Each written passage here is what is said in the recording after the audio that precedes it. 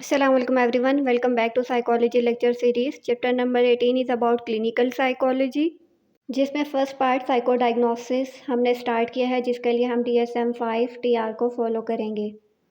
According to DSM-5 TR, first category of disorders को neuro developmental disorders कहा जाता है। इंटेलेक्चुअल डेवलपमेंटल डिसऑर्डर्स डिटेल में डिस्कस कर चुके हैं। करंटली कम्युनिकेशन डिसऑर्डर्स पे बात कर रहे हैं। कम्युनिकेशन डिसऑर्डर्स को फर्दर कैटेगराइज किया गया है: language disorder, speech sound disorder, childhood fluency disorder, social pragmatic communication disorder and unspecified communication disorder. Language disorder and speech sound disorder detail में डिस्कस कर चुके हैं। आज हम स्टार्ट करेंगे चाइल्डहुड फ्लुएंसी डिसऑर्डर, इसको स्टटरिंग भी कहा जाता है। डेफिनेशन से स्टार्ट करते हैं कि लैंग्वेज फ्लुएंसी होती क्या है। जो भी हम बोलते हैं, लिखते हैं, सुनते हैं या बोलते हैं, उसमें हमारी फ्लुएंसी होनी चाहिए, यानी एक फ़्लो होना चाहिए, प्रिसिजन होनी चाहिए, ईज़ होनी चाहिए। इस तरह से हमने कम्युनिकेट करना है कि लिसनर को अच्छे तरीके से हमारी बात समझ आ जाए। अब फ्लुएंट इंडिविजुअल कौन होता है? जो कि ख़ुद को अच्छे तरीके से एक्सप्रेस कर सकता है विदाउट फ्रीक्वेंट स्टॉप्स और uncertainty. Then grammar and vocabulary का इस्तेमाल अच्छे से करता है। स्पीच और साउंड जो है वो उसकी नेचुरल होती है। वर्ड्स को वो क्लियरली प्रोनाउंस करता है और आइडियाज़ को लॉजिकली एंड कोहेरेंटली ऑर्गेनाइज करता है। फॉर एग्ज़ाम्पल, अब जब मैं आपसे कम्युनिकेट कर रही हूँ तो मेरी आवाज़ में एक फ़्लो है, रिदम है, क्लियर है, प्रिसाइज़ है, इसीलिए आप लोगों को मेरी बात समझ आ रही है। लेकिन अगर मैं ऐसे बोलती हूँ लैंग्वेज फ्लुएंसी, फिर मैं बीच में पॉज़ देती हूँ, फिर अगला वर्ड्स कहती हूँ, ठीक है? इस तरह मैं जितना भी बोलती हूँ वो मैं इसी तरह पॉजेज़ के साथ बोलती हूँ और वर्ड्स को कहीं पे प्रेशराइज़ कर रही हूँ और कहीं पे पूरा नहीं बोल पा रही। तो इसका मतलब ये है कि मैं कहीं न कहीं फ्लुएंसी डिसऑर्डर के सिम्पटम्स फेस कर रही हूँ। अब DSM-5 TR के अकॉर्डिंग देखते हैं कि चाइल्डहुड ऑनसेट फ्लुएंसी डिसऑर्डर, जिसको स्टटरिंग भी कहा जाता है, उसका डायग्नोस्टिक क्राइटेरिया क्या होता है। अब वो बच्चा जो चाइल्डहुड फ्लुएंसी डिसऑर्डर यानी स्टटरिंग को फेस कर रहा होता है, उसकी जो फ्लुएंसी होती है वो नॉर्मल नहीं होती, उसमें डिस्टर्बेंसेस होती हैं, वो उसकी एज के अकॉर्डिंग इनअप्रोप्रिएट होता है और उसकी लैंग्वेज स्किल्स भी अच्छी नहीं होती, ठीक है? और परसिस्ट ओवर टाइम, यानी बार-बार ये हैपन हो रही होती हैं, बार-बार अकर हो रही होती हैं। इवन कि जब बच्चा बोलता है तो भी सामने वाला उसको ईज़िली नोटिस कर लेता है, ठीक है? अब बार-बार क्या रिपीट हो रहा होता है, अब जितने भी ये पॉइंट्स हैं इनमें से एक या एक से ज़्यादा जो है वो चीज़ें अकर हो रही होती हैं। For example, sound and syllable की रिपीटिशंस हो रही होती हैं, मतलब वो कोई भी साउंड जो है ना उसको बार-बार रिपीट कर रहा होता है। फिर कॉन्सोनेंट्स एंड जो वोवेल्स होते हैं उसको, उनकी साउंड्स को भी वो बहुत ज़्यादा प्रोलॉन्ग कर रहा होता है, ठीक है? For example, A, E, I, O, U, ये हमारे पास क्या है, वोवेल्स हैं। तो आई को वो क्या कर लेगा, बहुत ज़्यादा प्रोलॉन्ग करेगा, जैसे आई, इस तरह से ना आई को वो लंबा करेगा, प्रोलॉन्ग करेगा। देन ब्रोकन वर्ड्स होंगे, जिनके जो भी वर्ड्स होंगे ना उनके बीच में भी पॉजेज़ होंगे, ठीक है?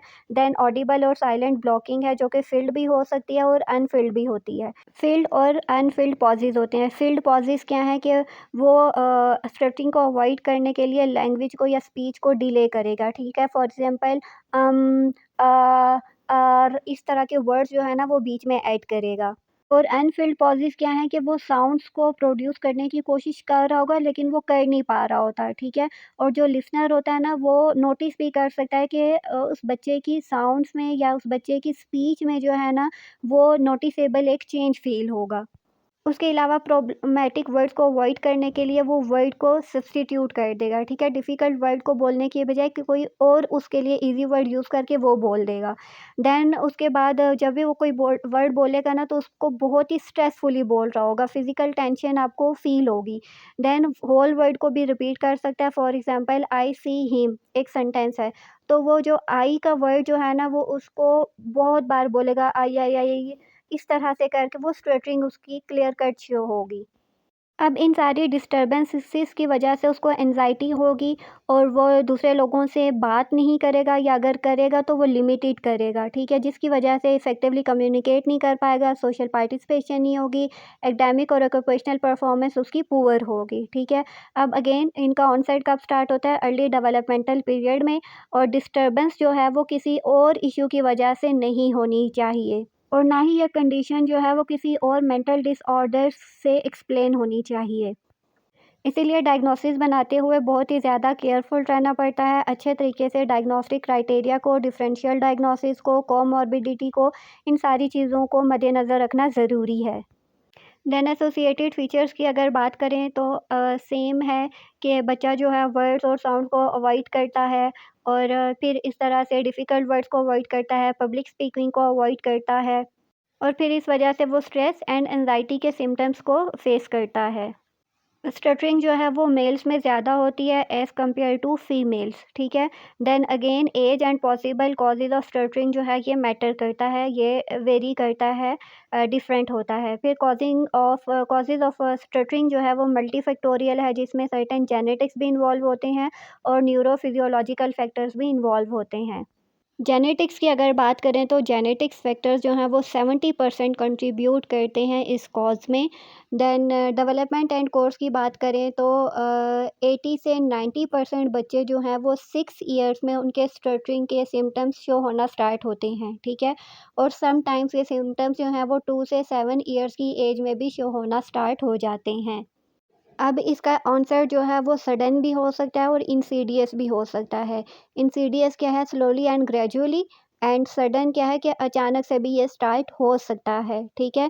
तो जब ग्रेजुअली स्टार्ट होता है तो इनिशियली कॉन्सोनेंट्स की वो रिपीटिशन से स्टार्ट करता है, ठीक है।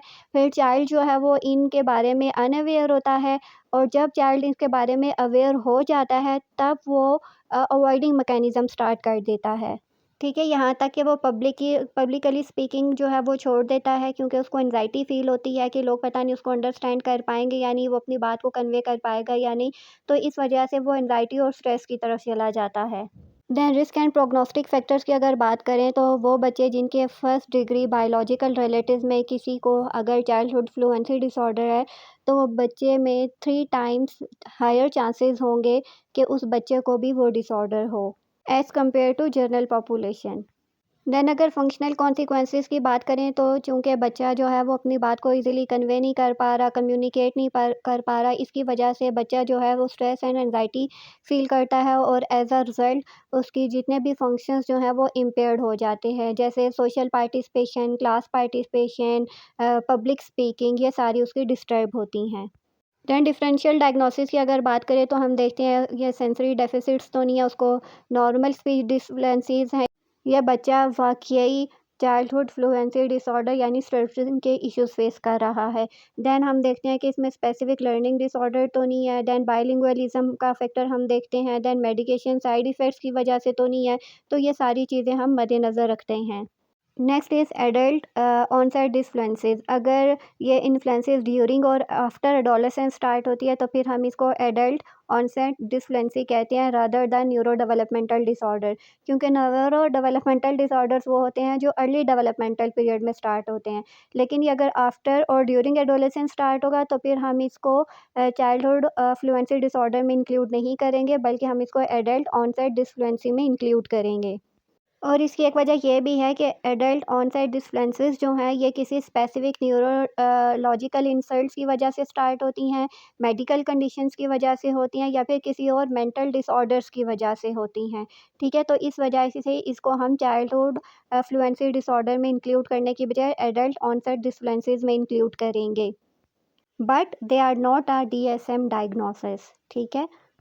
देन कोमॉर्बिडिटी की अगर बात करें तो ये दूसरे डिसऑर्डर्स के साथ को-अकर भी हो सकता है, यानी attention deficit hyper activity disorder, autism spectrum disorder, intellectual developmental disorder, language disorder और specific learning disorder, seizure disorder, social anxiety disorder, speech sound disorder and other developmental disorders भी हो सकते हैं विद चाइल्डहुड फ्लुएंसी डिसऑर्डर के साथ। I hope आपको आज का लेक्चर अच्छे से समझ आया हो। कोई सवाल हो कमेंट्स में पूछ सकते हैं। So see you in the next video. Till then take care.